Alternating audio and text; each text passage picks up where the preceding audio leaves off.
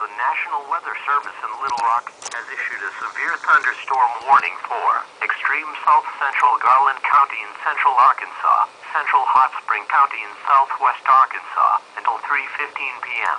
At 2:20 p.m., National Weather Service Doppler radar indicated a severe thunderstorm capable of producing quarter-size hail. This storm was located 4 miles north of DeGray Lake State Park, or 6 miles north of DeGray Lake, and moving east at 35 miles per hour. Locations impacted include Malvern, Rockport, Poolah, DeGray Lake State Park, Midway, Lono, Gifford, Donaldson, Droge, Central, Caney, Bismarck, Trap Mountain, Social Hill, Shin Mountain, Saginaw, Rolla, Old Droge. This includes Interstate 30 between mile markers 83 and 101.